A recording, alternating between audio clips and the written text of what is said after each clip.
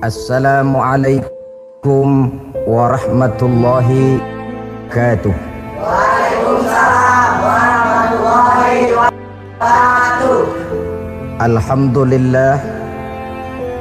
Alhamdulillahillazi ja'ala ramadhana syahras siyama lil mu'minin. Wassalatu wassalamu ala asyrafil anbiya'i wal mursalin sayyidina wa maulana Muhammadin wa ala alihi wa ashabihil mujahidin at-tahirin, amma ba'd. Ma'asyiral muslimin rahimakumullah. Dari jumlah 12 bulan yang ada dalam agama kita, yang dihitung sejak Muharram sampai dengan bulan Zulqa'dah, maka Ramadan mendapat gelar Sayyidus Syuhur. Sayyidus Syuhur artinya raja, penghulu atau tuan dari seluruh bulan. Apa sebabnya maka Ramadan ini dinamakan Sayyidus Syuhur? Sebab yang pertama, Ramadan dipilih oleh Allah menjadi bulan tempat di mana pertama kali diturunkan ayat-ayat suci Al-Quranul Karim. Allah tidak memilih Rabiul Awal, tidak Rajab menjadi bulan di mana diturunkan ayat-ayat suci Al-Quranul Karim, seperti yang dijelaskan dalam surah Al-Baqarah ayat 185. A'udzu billahi minasyaitonir rajim. Syahrul Ramadan allazi unzila fihi al-Qur'an hudan lin-nasi wa bayyinatin minal syuhur. Karena di dalamnya ada satu malam yang bobotnya khairun min alfi syahr. Satu malam tetapi lebih baik daripada 1000. Itu dinamakan dengan Lailatul Qadar. 1000 bulan kira-kira 83 tahun. Nilai ibadah di malam itu lebih baik daripada nilai ibadah 83 tahun. Padahal umur orang sekarang kan jarang yang sampai 83 tahun. Bagaimana ini harus kita pahami? Ma'asyiral muslimin, sejak kita akil balik sampai kepada usia kita yang sekarang ini, kalau kita mau jujur bercermin, rasanya kita harus mengakui banyak dosa dan kesalahan yang pernah kita kerjakan. Kalau kita berbuat dosa 40 tahun, kemudian kita bertaubat 20 tahun lamanya, kalau menurut rumus dagang ini kan belum tertutup. Dosa 40 tahun ditebus dengan taubat 20 tahun. Tapi haruskah dosa tidak terampuni? Allah Subhanahu wa ta'ala Maha Penyayang. Disediakannya malam-malam yang istimewa, yang punya nilai khusus. Seolah-olah Allah berkata, hai manusia, kau tidak perlu putus asa. Bagaimanapun banyak dosa kau lakukan, bagaimanapun banyak kesalahan kau kerjakan, nih, aku sediakan satu malam khairun min alfi syahrin, lebih baik daripada 1000 bulan yang disebut dengan Lailatul Qadar. Kapan sih Lailatul Qadar itu? Menurut Al-Imamul Ghazali, Lailatul Qadar itu adanya pada 10 hari yang akhir di bulan Ramadan, terutama pada malam-malam ganjil. Malam 21, 23, 25, 27, dan 29. Tapi orang yang ingin menemukan Lailatul Qadar, dia harus sudah berjaga sejak awal Ramadan. Jadi nggak boleh pakai ilmu ngincer.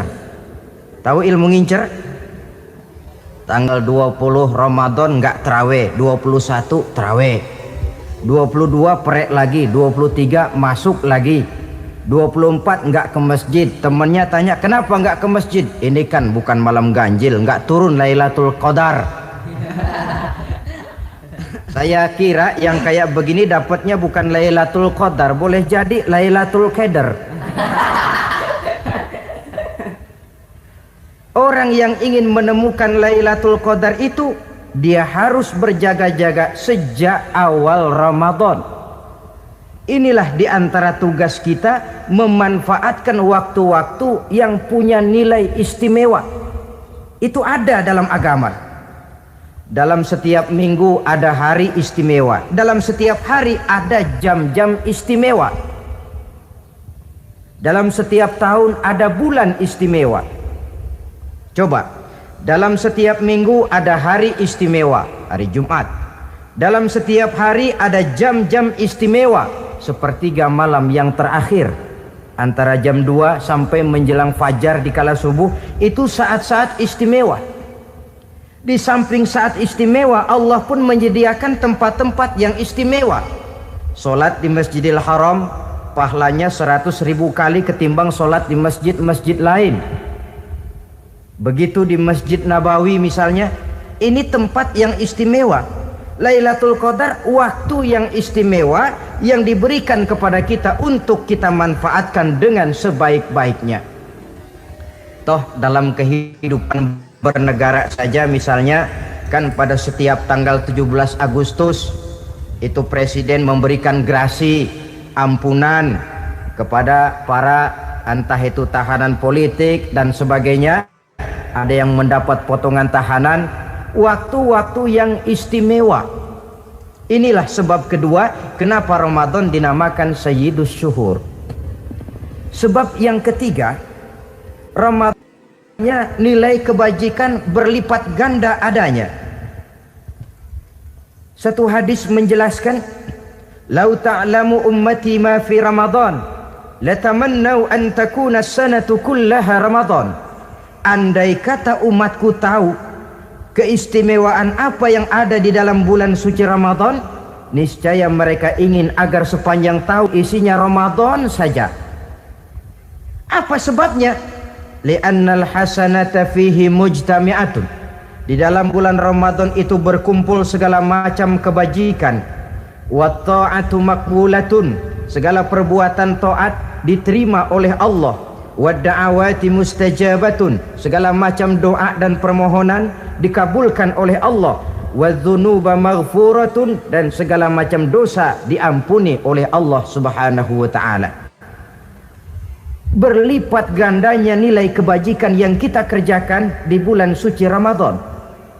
Itu sebabnya kata baginda Nabi, "Man fariha bidukhuli Ramadan, haramallahu jasadahu 'alan niran." Siapa orang yang gembira dengan datangnya bulan suci Ramadan, Allah haramkan badannya dari api neraka. Gembira menyambut Ramadan artinya bagaimana? Apa Ramadan datang terus bakar petasan? Bukan. Pukul beduk? Bukan. Apa gunanya pukul beduk kalau nggak puasa? Apa gunanya bakar mercon kalau tidak melaksanakan ibadah di bulan suci Ramadan? Gembira menyambut datangnya Ramadan dalam arti mempersiapkan diri untuk melaksanakan ibadah dengan sebaik-baiknya di bulan suci Ramadan ini. Muslimin rahimakumullah, dalam bulan suci Ramadan ada perintah melaksanakan ibadah puasa. Apa istimewanya ibadah puasa? Pertama, yang dipanggil untuk melaksanakan puasa itu iman. Ini panggilan istimewa. Allah menyatakan, "Ya ayyuhalladzina amanu kutiba alaikumusiyam."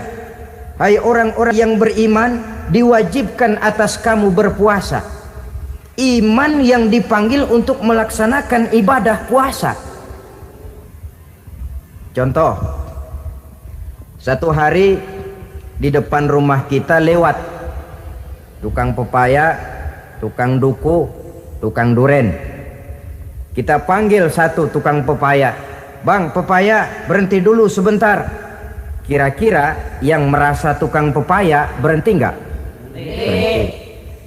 Ini tukang duku sama tukang duren berhenti enggak? Tidak. Tentu tidak berhenti karena tidak dipanggil.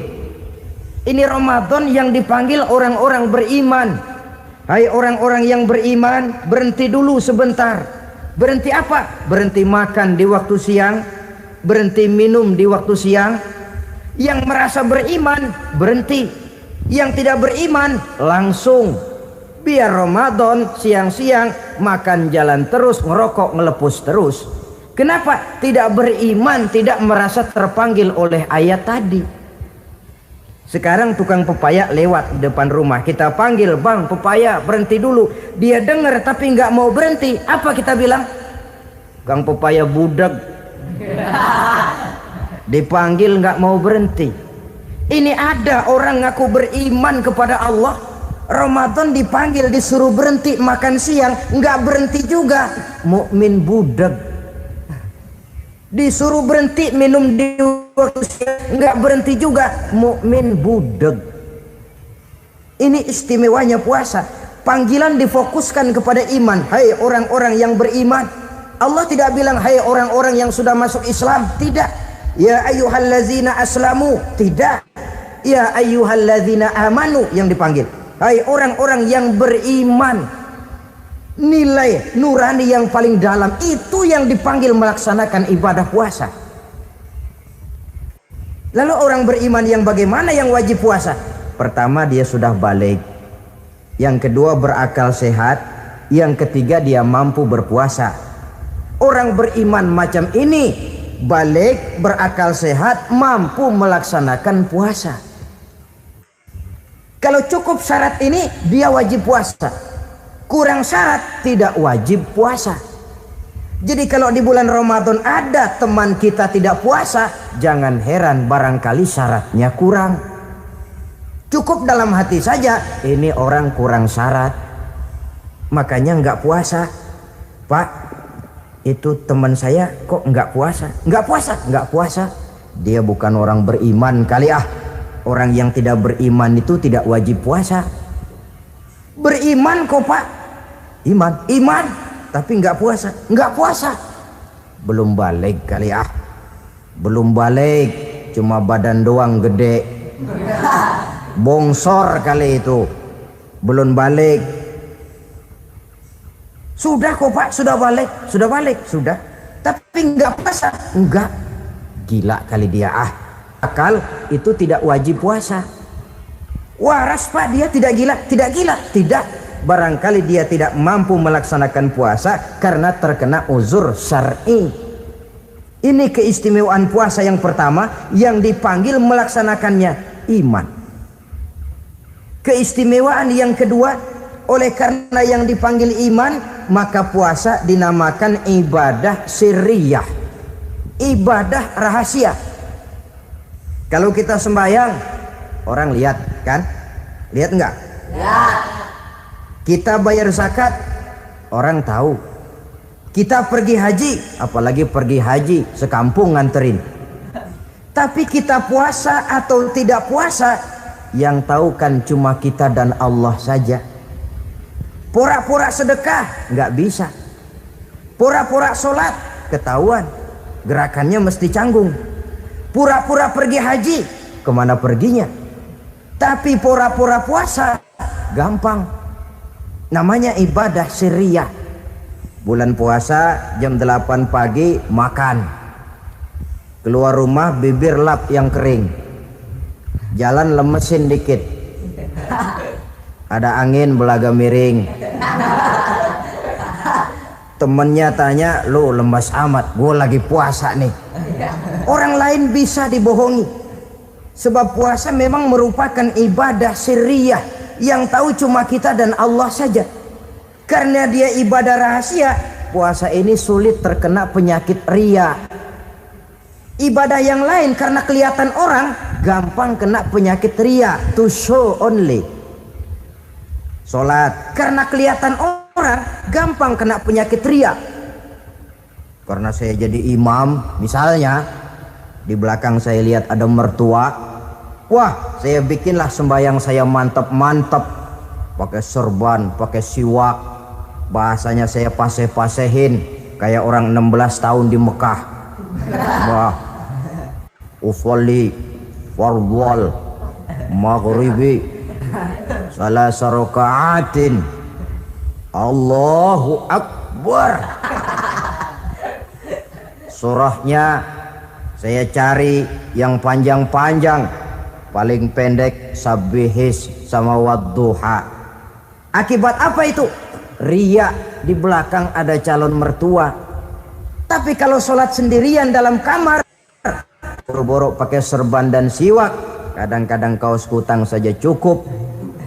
Surahnya jangan Sabbih sampai Wadduha, langganannya Inna A'toinakal Kautsar sama Qul Huwallahu Ahad. Karena sholat terlihat orang, mudah kena penyakit riya. Sedekah pun begitu. Mulanya niatnya cuma mau sedekah 5.000, karena ada orang yang disegani naik 10.000, yang 5.000 sudah karena orang. Jadi ibadah yang lain itu mudah terkena riya, tapi juga mudah dinilai orang. Kita bisa saja bilang, itu orang sholatnya khusyuk ya. Kenapa? Kelihatan dari gerakannya. Itu orang hajinya mabrur ya. Kenapa? Kelihatan dari tingkah lakunya setelah pulang haji. Itu orang sedekahnya berani ya. Kenapa? Ketahuan dari jumlahnya. Ibadah yang lain bisa dinilai, tapi puasa nggak bisa dinilai. Tuh orang puasanya mantap bener ya. Kenapa? Beludah melulu. Itu bukan ukuran. Itulah sebabnya dia dinamakan ibadah sirriyah, ibadah yang abstrak, yang tahu cuma si pelaksana dan Allah saja. Ini keistimewaan puasa yang kedua. Yang ketiga, saudara-saudara, kalau ibadah-ibadah yang lain, ganjaran pahalanya itu dijelaskan oleh Allah. Sedekah kalau ikhlas pahalanya begini, haji kalau mabrur pahalanya ini, sembahyang berjamaah pahalanya ini. Untuk puasa tidak.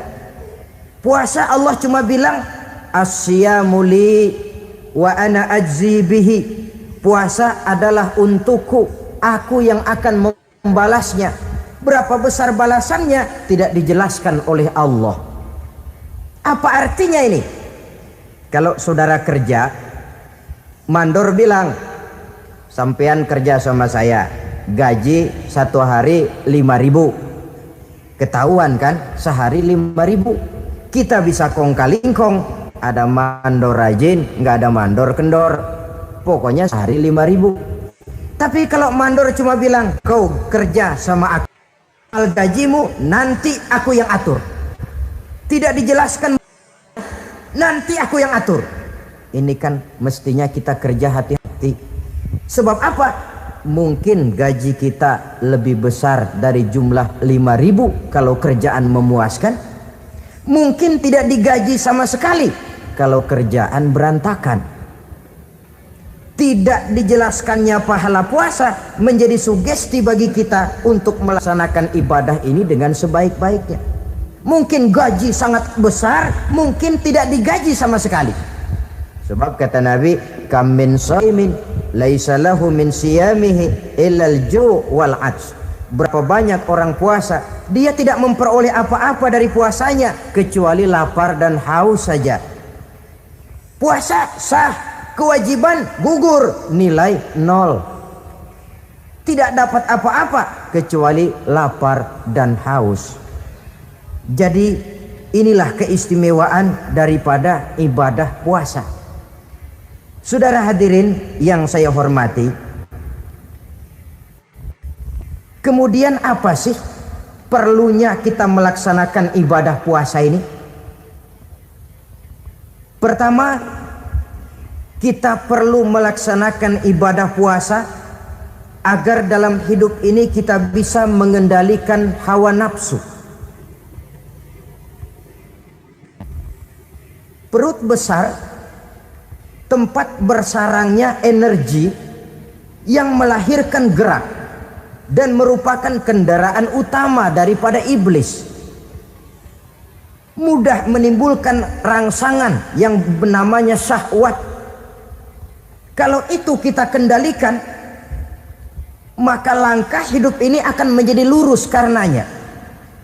Benar kalau Nabi menyatakan, Iza jaa Ramadan futihat abwabus sama wa ghulliqat abwabun nar wa sufsidatis sayatin. Apabila datang bulan suci Ramadan, dibuka pintu langit, dibuka pintu surga, ditutup pintu neraka, dan diikat setan-setan itu. Siapa yang ikat setan? Puasa kita. Dengan puasa kita mengendalikan nafsu. Kalau nafsu kita kendalikan, setan nggak berkutik. Jadi yang mengendalikan nafsu itu nilai puasa. Nafsu terkendali, setan terikat. Kalau puasa, kalau nggak puasa, setannya ngebludak. Jadi jangan digambarkan, wah kalau bulan puasa setan dirantai. Rantainya kayak apa? Yang rantai siapa? Arti setan diikat di sini ialah nafsu dikendalikan. Dengan apa? Mengatur makan dan minum. Puasa kan sebenarnya logikanya mengatur perpindahan waktu makan dan minum saja. Apabila perut besar ini teratur demikian rupa, syahwat tidak menggelegak, dia terkendali. Dengan hidup pandai mengendalikan nafsu, iblis tidak berdaya dan tidak berkutik. Ma'asyiral muslimin rahimakumullah, Nabi bersabda, la yu'minu ahadukum hatta takuna hawahu taba'an lima ji'tu bih. Belum sempurna iman kamu kalau nafsumu belum ikut apa yang aku bawa. Yang dibawa Nabi tidak lain daripada syariat, termasuk di dalamnya pelaksanaan ibadah puasa. Karena itu saya pesan kepada seluruhnya, jangan kalau puasa kayak orang ngancem. Siang bisa mengendalikan nafsu, tapi begitu maghrib berbunyi, nafsu sudah tidak terkendalikan lagi. Itu namanya puasa orang ngancem. Kayaknya biarin siang gua tahan, ntar lo maghrib. Begitu maghrib berbunyi, sudah macam bendungan pecah. Semua isi meja pindah ke perut. Akhirnya kalau siang dia setengah mati kelaparan, habis buka setengah mati kekenyangan. Dua-duanya jelek. Kalau sudah kekenyangan, yang enak kan ngukur balik. Tidur. Maghrib liwat, isya out, tarawih boten. Temennya nyamper ke masjid yuk tarawih duluan deh, gua kenyang bener nih. Kenyang. Berbuka itu yang bagus pakai etik ya. Etika buka itu, maghrib berbunyi, cukup seteguk air, 3 butir korma atau sepotong kue. Sholat maghrib. Selesai sholat maghrib, masuk ronde kedua. Waktunya agak panjang, makan ala qadarnya. Selesai makan, berangkat ke masjid, isya tarawih. Pulang tarawih, masuk ronde ketiga. Waktunya panjang, mau habis-habisan juga nggak apa-apa. Tapi kalau begitu maghrib berbunyi langsung dipukul 1 ronde, kita yang rubuh. Kekenyangan. Waktu siang dia sanggup mengendalikan nafsu, tapi begitu maghrib berbunyi, nafsu sudah tidak terkendali lagi. Asar pengaruh puasa tidak akan membekas dalam jiwanya. Siang jelas puasa, nggak boleh ngerokok. Begitu maghrib sampai imsak kayak lokomotif, kelebul nggak berhenti. Tidak lagi sanggup mengendalikan diri, mumpung boleh katanya. Sampai pernah kejadian ada orang bangun sahur kesiangan, bingung dia waktunya tinggal dikit. Mau sahur dulu nggak keburu ngerokok, mau ngerokok dulu takut nggak keburu sahur. Akhirnya bareng, sebelah nyuap nasi, sebelah ngerokok. Itu macam mana rasanya kalau sudah kayak begitu itu. Padahal pengaruh daripada melaksanakan puasa akan terlihat dari sejauh mana seseorang dalam hidup mampu mengendalikan nafsu. Bukan pada waktu memang dilarang, tapi pada waktu diizinkan. Di situ yang paling kelihatan. Kalau waktu siang saudara mampu mengendalikan nafsu, itu jelas saja memang seharusnya wong puasa. Malam dalam keadaan makan boleh, minum boleh, masih mampu mengendalikan nafsu, dalam arti makan dan minum pada batas yang wajar saja. Itulah yang dikehendaki dari melaksanakan ibadah puasa. Sehingga ibadah itu membekas dan ikut membentuk kepribadian orang. Sekali lagi, jangan cuma waktu siang saja bisa mengendalikan nafsu. Di waktu malam pun dalam kondisi yang memang dihalalkan, kita juga hendaknya mampu mengendalikan nafsu. Jadi inilah perlunya puasa yang pertama, supaya kita bisa mengendalikan nafsu. Yang kedua, puasa itu melatih kita hidup sederhana. Orang sufi mengajarkan orang yang paling kaya ini sebenarnya orang yang hidupnya paling cukup. Sedangkan orang miskin adalah orang yang kebutuhannya kelewat banyak. Maka yang paling kaya, bahkan yang maha kaya, itu sebenarnya cuma Allah. Sebab apa? Dia nggak perlu apa-apa. Makin banyak keperluan kita, makin miskin kita. Coba orang puasa lihat. Kalau sudah jam 2, jam 3, itulah barangkali memang termasuk godaannya dalam melaksanakan ibadah puasa. Kalau jam 1 siang, jam 2 siang, jangankan makanan enak, nangka busuk kita lihat legit. Barangkali cobaan di dalam melaksanakan ibadah puasa. Tapi kalau sudah maghrib berbunyi, berbuka kita kena seteguk air, sepotong roti, 3 butir korma, kenyang rasanya. Kemana keinginan yang tadi begitu menggebu-gebu? Oh, bisikan nafsu rupanya itu. Makin dalam kita merenung, makin sampai kita kepada bentuk kesederhanaan di dalam hidup ini.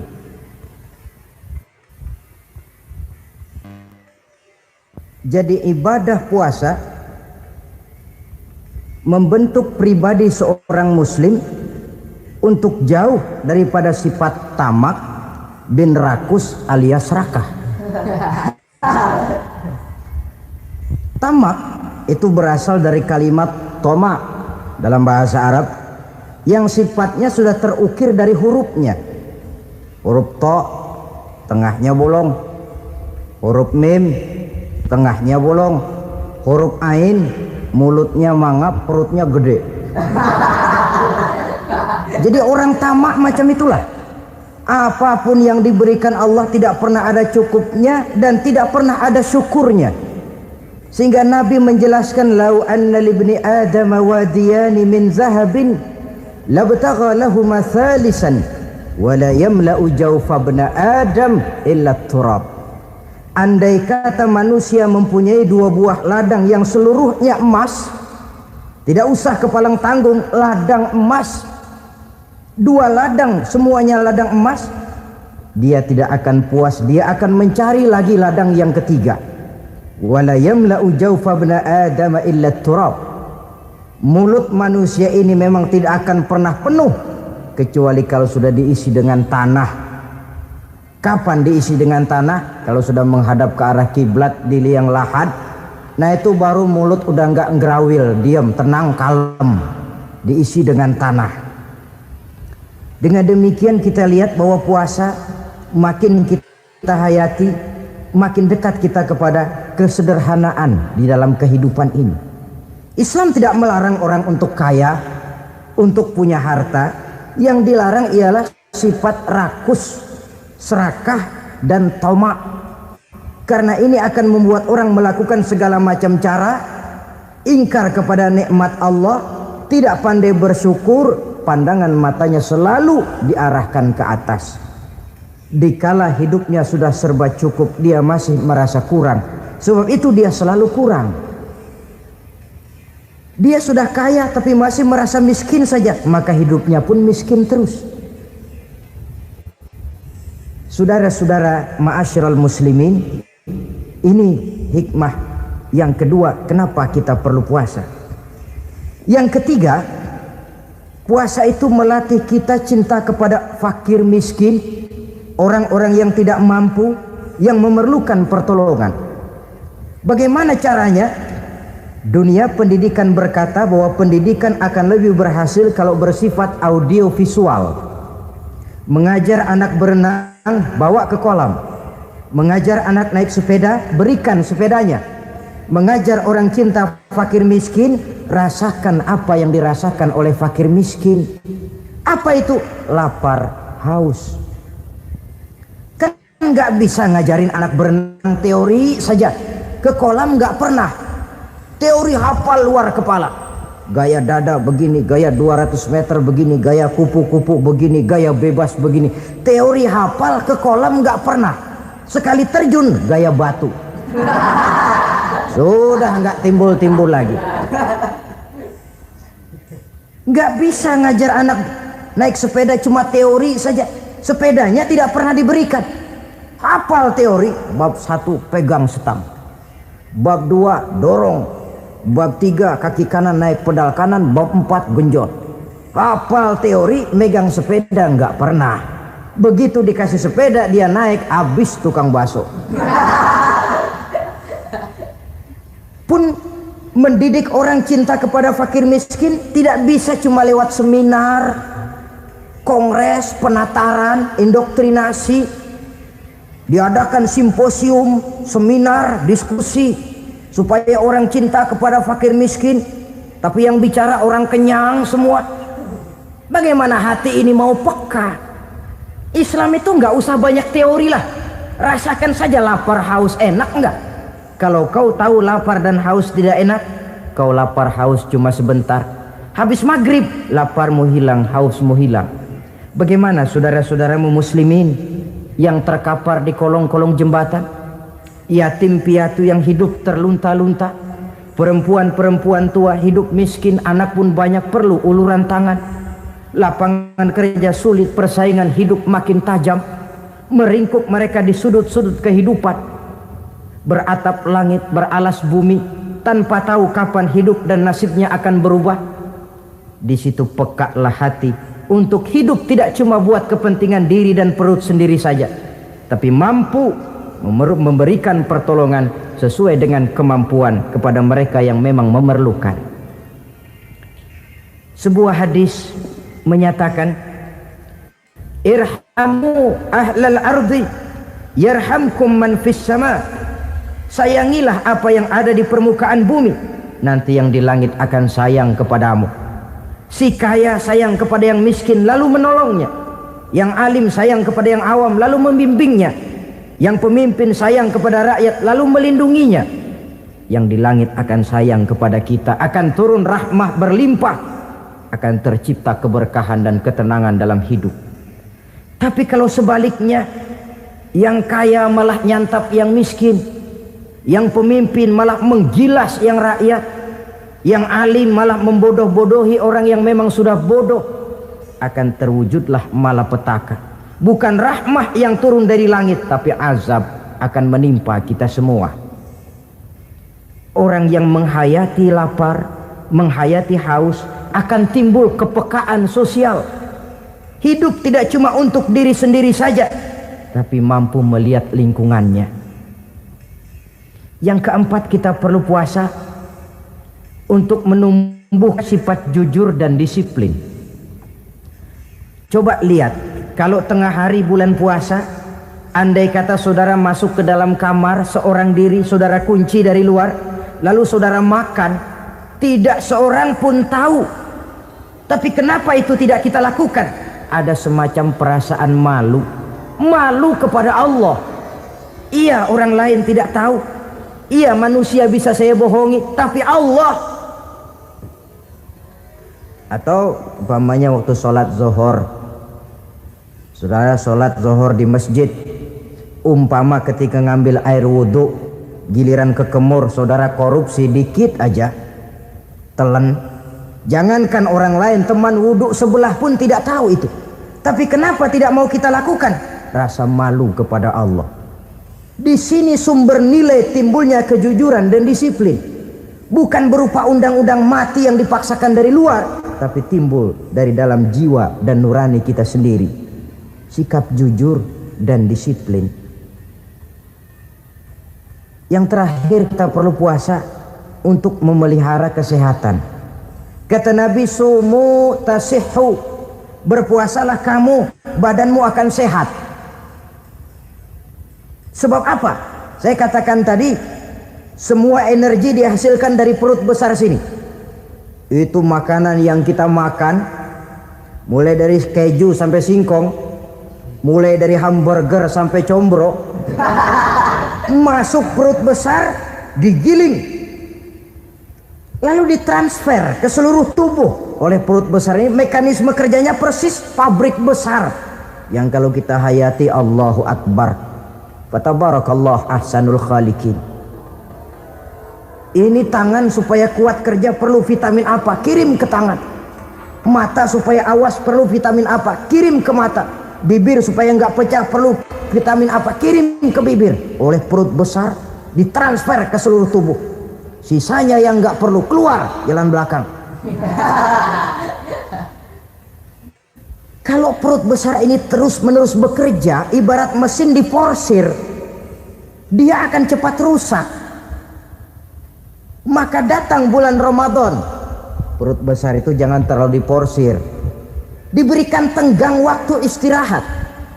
Sehingga Nabi memberikan jaminan, sumu tasihhu, berpuasalah kamu, pasti kamu akan sehat. Buktinya orang mati kelaparan banyak, tapi yang mati karena puasa, kalau puasanya betul, nggak ada.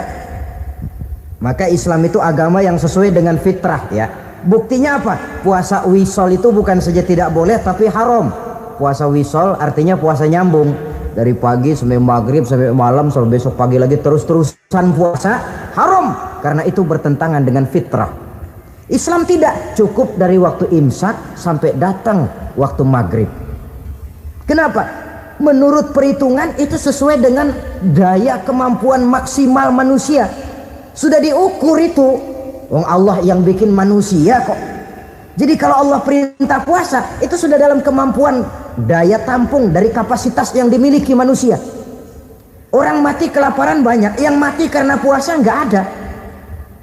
Belum pernah saya dengar ada warta berita, sari berita-berita penting dalam siaran ini, gara-gara bulan puasa orang Islam pada mati. Nggak ada. Yang mati kelaparan banyak, tapi yang mati karena puasa tidak ada. Nabi menjamin, sumu tasihhu, berpuasalah kamu, pasti badanmu akan sehat. Ma'asyiral muslimin, kalau sudah tahu kita apa perlunya kita berpuasa, pembicaraan akan saya lanjutkan bagaimana seharusnya kita puasa. Puasa yang ideal itu yang bagaimana? Al-Imamul Ghazali menjelaskan, orang yang puasa itu ada 3 macam. Pertama, saumul awam, puasanya orang kebanyakan.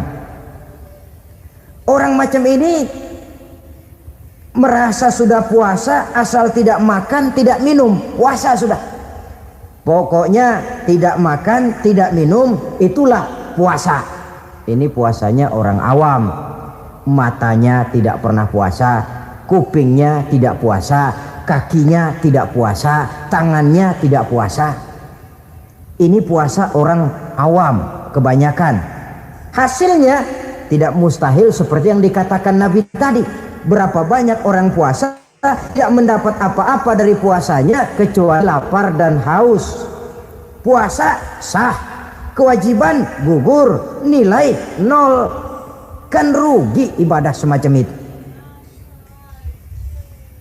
Sebab jangan lupa, yang membatalkan itu kan 2. Ada yang membatalkan pahala puasa, ada yang membatalkan puasa. Bedanya apa? Kalau puasa batal, pahala jelas batal. Tapi kalau pahala yang batal, puasanya mungkin sah, kewajibannya gugur, tapi pahala tidak ada. Kalau yang membatalkan puasa sih umumnya kita bisa jaga itu. Sebab apa? Masalahnya konkret, kelihatan.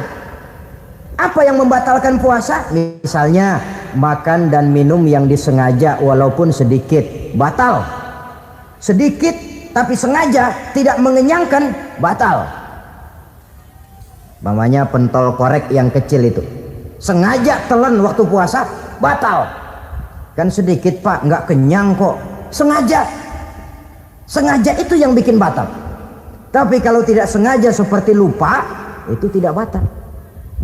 Misalnya hari pertama puasa, habis sembahyang subuh tidur, bangun jam 8, lupa kebiasaan, langsung aja nyerbu ke dapur. Dapat sepiring setengah, ingat, astagfirullah lagi puasa, betul. Setelah ingat bagaimana? Yang masih ada di mulut keluarkan, berkemur, lanjutkan puasanya, sah. Perkara sepiring setengah yang udah kadang masuk bagaimana Pak? Itu rezeki. Lawang orang lupa. Lupa itu kan jenis yang ma'fu anhu, jenis yang dimaafkan. Makan dan minum yang disengaja walaupun sedikit, batal. Batal puasanya. Apalagi muntah yang disengaja, batal puasa itu. Ukuran sengaja kan kita tahu. Apalagi hilang akal seperti gila atau pingsan, batal puasa. Apalagi hubungan suami istri di waktu siang secara sengaja, batal. Kalau sengaja. Kalau nggak sengaja, enggak. Namanya nggak sengaja. Umpamanya, saya nggak sengaja Pak, tahu-tahu udah nyampe situ, gimana? Ya nggak batal, cuma begitu ingat, buru-buru selesai mandi, lanjutkan puasanya, sah. Jangan begitu ingat sih ingat Pak, puasa cuman tanggung. Nah, ini tanggung ini yang bikin jadi batal. Dan jangan lupa, orang yang membatalkan puasa karena hubungan suami istri, dendanya paling berat. Seorang sahabat pernah lapor, halaktu ya Rasulullah, ya Rasul, celaka saya. Ma ahlaka, apa yang bikin kamu celaka? Saya lagi puasa Ramadan ya Rasulullah, saya nggak tahan. Lalu saya nyelonong sama istri saya, pengantin baru ini rupanya. Nyelonong bagaimana? Ya nyelonong.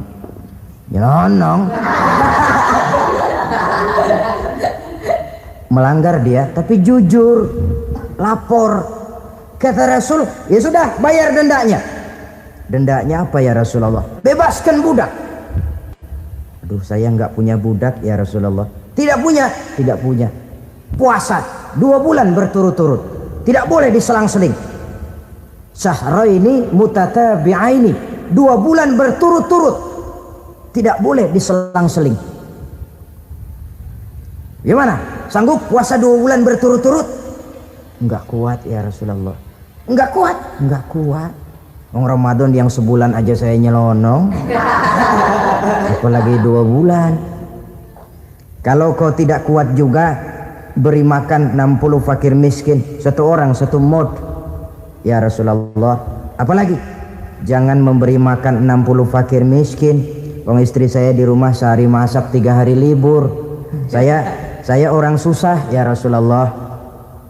Saya pikir lagian ya orang kebangetan juga, udah melarat sama larangan berani. Rasul masuk ke dalam kamar, keluar kembali bawa sekeranjang kecil kurma. Kalau kau tidak punya apa-apa, bawa pulang ini, sedekahkan kepada orang-orang miskin di kampungmu sebagai pembayar dendamu ya Rasulullah. Apalagi di kampung saya itu yang paling miskin saya. Waduh, rusak benerin orang. Apa marah Rasul? Beliau malah senyum. Ya sudah, kalau memang yang paling miskin kamu, bawa pulang saja itu korma, beri makan anak istrimu di rumah. Orang ini udah ngelanggar larangan, dapat korma lagi.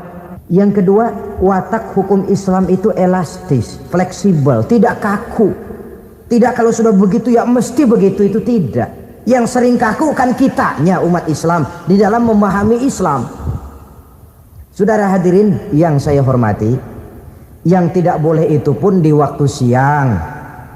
Kalau malam sejak maghrib sampai sebelum imsak, pada awal perintah puasa tidak boleh. Tapi ternyata banyak juga yang nyerempet-nyerempet. Sampai Allah turunkan, uhilla lakum lailatas siyami arrafasu ila nisaikum. Dihalalkan bagi kamu pada malam puasa bergaul dengan istrimu. Jadi barangkali di antara pendengar ini ada yang pengantin baru, tolong sabarlah di waktu siang.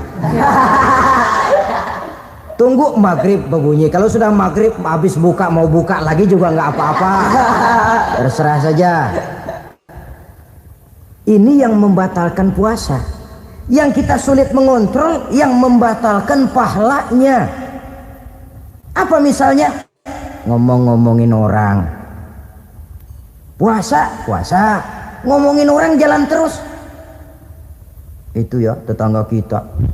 Kenapa emang? Oh, anu. Kita sih bukan ngomongin orang ini. Bukan ngomongin orang katanya. Ngomongin tuyul. Anu. Bohong. Orang puasa bohong apa puasanya batal? Tidak. Puasanya sah. Yang batal mungkin pahalanya. Saudara-saudara ma'asyiral muslimin rahimakumullah. Mata, terutama di kota-kota besar, menjaga mata ini kadang-kadang kita nggak pengen lihat tapi kelihatan. Sebab itu memang yang tidak boleh ngeliatin. Kalau kelihatan lain, kelihatan itu kan rezeki. Orang kita nggak mau tapi kelihatan. Yang kelihatan itu sebentar. Kata Imam Ali, nazaratul ula laka wasaniyatu alaika. Pandangan pertama untukmu, yang kedua atasmu. Jadi begitu kelihatan, ya sudah. Jangan kelihatan tapi manteng aja nggak mau. Ya ini mantengnya ini yang jadi urusan. Saudara hadirin yang saya hormati, dengan kata lain, berusahalah kita untuk puasa zahir batin. Itu yang pertama tadi. Puasa tingkatnya orang saumul awam disebut. Tingkat yang kedua, saumul khawas, puasanya orang khusus. Bagaimana ini? Di samping tidak makan dan tidak minum, panca inderanya sudah ikut puasa. Matanya puasa, kupingnya puasa. Asal ada diajak ngomong-ngomongin orang, maaf ya, kuping saya lagi puasa. Kakinya puasa, diajak jalan ke tempat yang tidak baik, dia bilang maaf saja, kaki saya lagi puasa. Diajak nyolong, maaf, tangan saya lagi puasa. Tidak cuma sekedar tidak makan dan tidak minum, panca inderanya sudah ikut puasa. Sekurang-kurangnya seperti inilah puasa kita, zahir batin.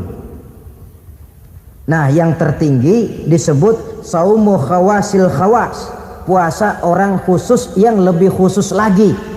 Ini sudah the first class ini, puasanya orang VIP. Bagaimana puasanya orang ini? Di samping tidak makan dan tidak minum, puasa panca inderanya, hatinya juga sudah ikut puasa dari seluruh keinginan yang selain Allah. Wah, ini kelas tinggi. Orang yang puasa macam ini, andai kata jam 3 sore dia berpikir, ntar sore buka pakai apa ya, dia menganggap batal pahalanya. Kenapa? Masih mikirin makanan. Kalau kita kan bukan cuma mikirin, ngancem.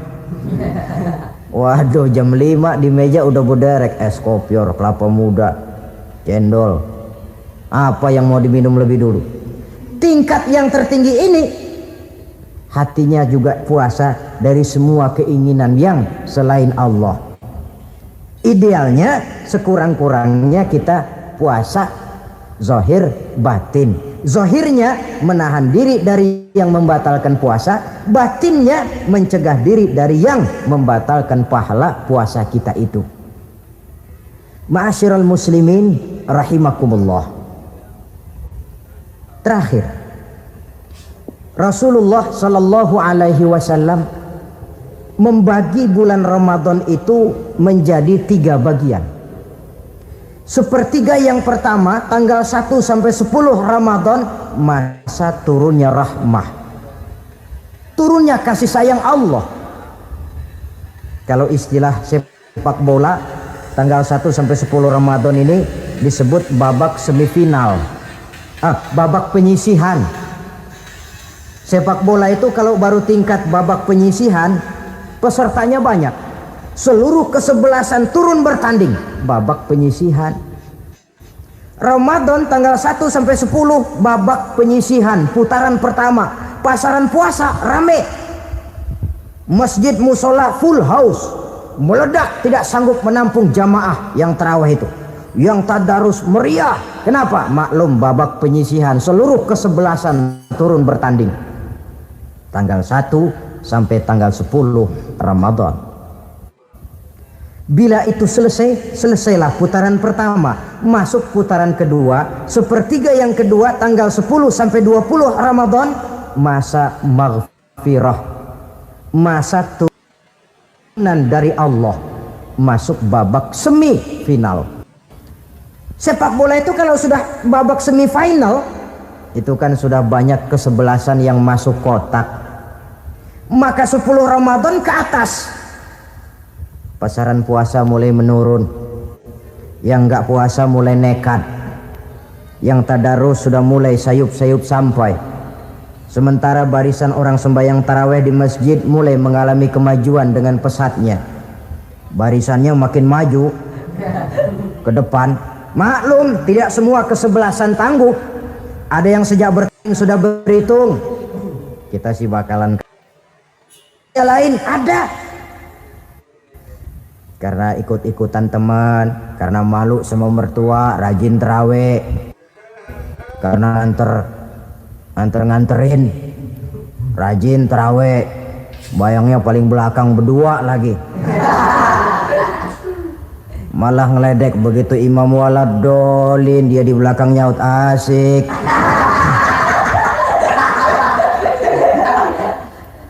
Yang kayak begini ini sudah nggak bakal tahan lama, akan gugur di babak semifinal. Puncaknya putaran terakhir tanggal 20 sampai akhir Ramadan, masa itkun minan nar, masa pembebasan dari api neraka.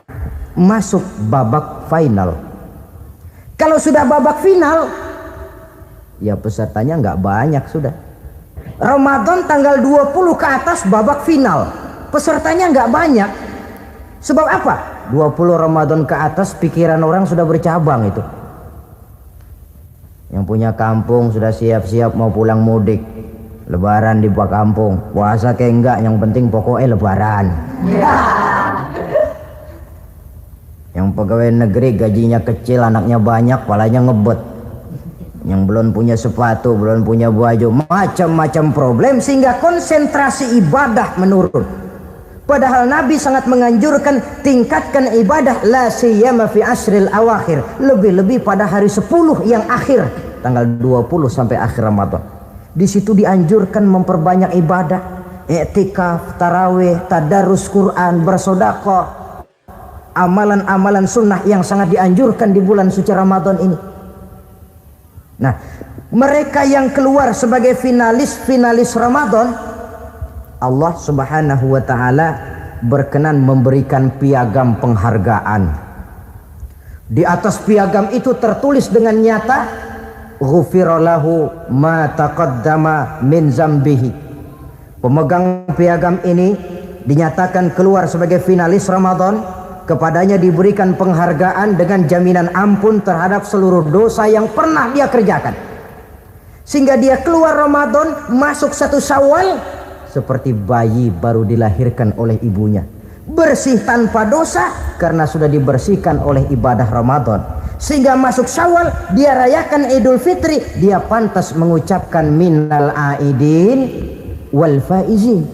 Minal aidin artinya semoga kita termasuk orang yang kembali. Kembali kemana? Kembali kepada fitrah. Seperti bayi baru dilahirkan oleh ibunya, tidak punya dosa kepada Allah karena sudah dibersihkan oleh ibadah Ramadan. Ini orang yang finalis, puasanya betul, tarawihnya betul, pantas mengucapkan minal aidin. Nah, kalau tarawih cuma 2 malam, puasa 3 hari, lebaran paling rajin, mas minal aidin ya, minal aidin. Nggak tahu diri lo, minal aidin dari mana? Saudara hadirin, dosa kepada Allah bersih oleh ibadah Ramadan. Tinggal dosa kepada sesama manusia berhalal bihalal di hari raya Idul Fitri. Nah, inilah pembicaraan kita pada pertemuan kali ini, dengan harapan mudah-mudahan ibadah kita diterima Allah, kita keluar sebagai finalis yang pada akhirnya masuk ke dalam kelompok minal aidin wal faizin, orang yang kembali suci kepada fitrah dan orang yang beruntung. Dengan semangat inilah kita rayakan Idul Fitri, hari raya kembali kepada fitrah. Terima kasih banyak atas segala perhatian, mohon maaf atas segala kekurangan. Usikum wa nafsi bitaqwallah. Wassalamualaikum warahmatullahi wabarakatuh. Waalaikumsalam warahmatullahi wabarakatuh.